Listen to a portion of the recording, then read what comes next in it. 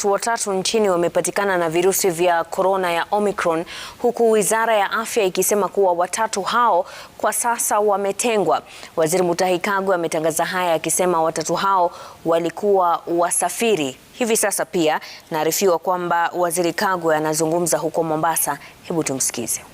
You know, we have been doing that for a while now, and we have been sequencing some of the samples that we have collected, and I can confirm that we have actually detected the Omicron variant among some of the travelers who have been traveling through Kenya, and we have at least 3 cases so far. We have a lot of other samples that we are sequencing. So in the next 2 days, I will be able to confirm the spread or otherwise of the Omicron variant in the country. As I had said earlier, what we are hearing and what the information we are getting from other countries across the world are that the variant spreads very quickly, very fast.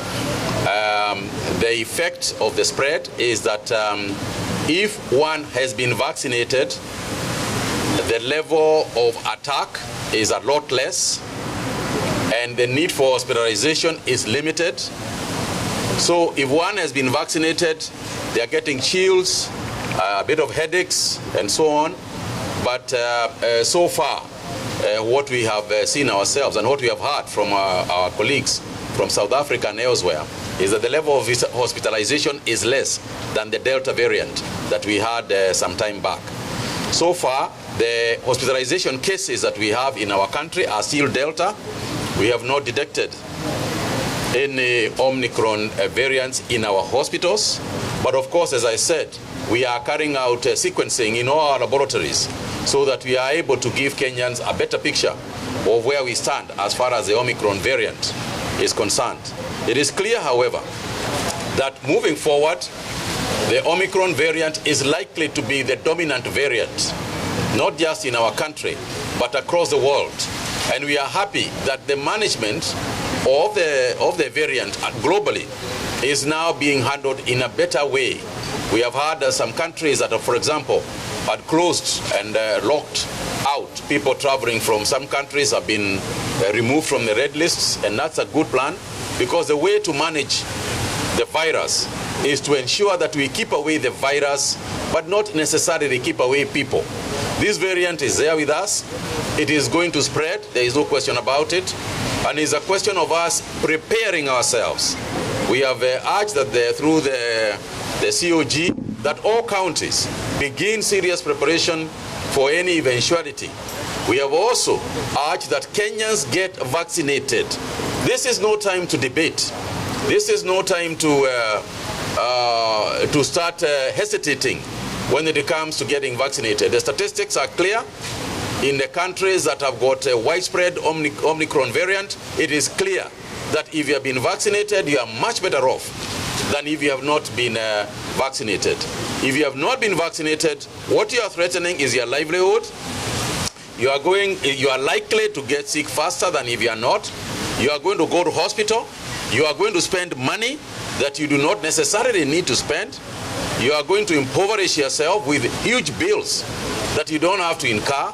So as a government, what we are saying is that let's everybody get out there and get vaccinated.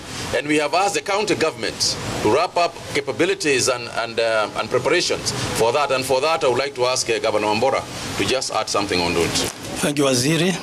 I just want to confirm what Waziri Senator Kagwe said.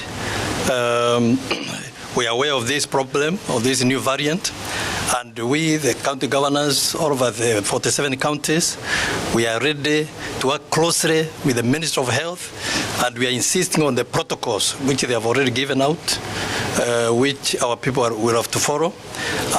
So we are ready. We are confirming that our oxygen plants are functional and the ICU beds are ready.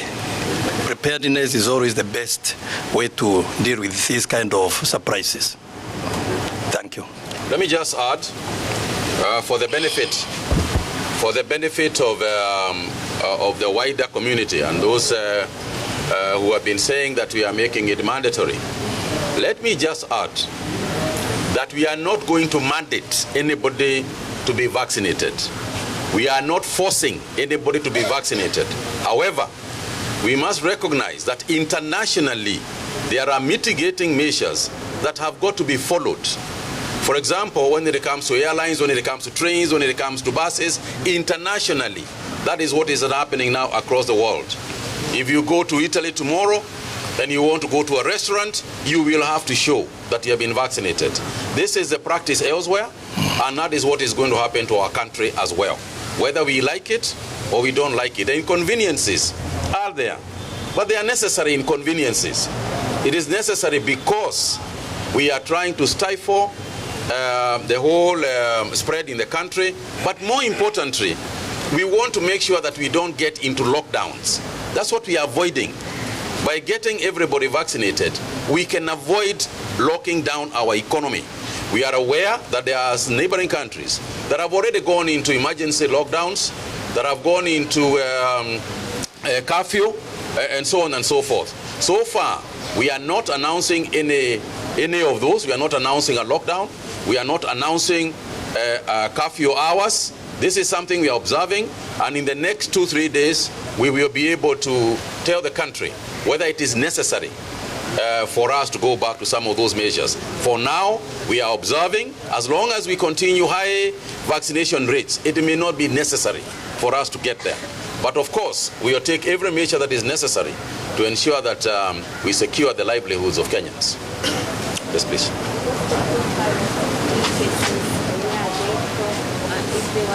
The cases were actually, we had one South African and 2 Kenyans.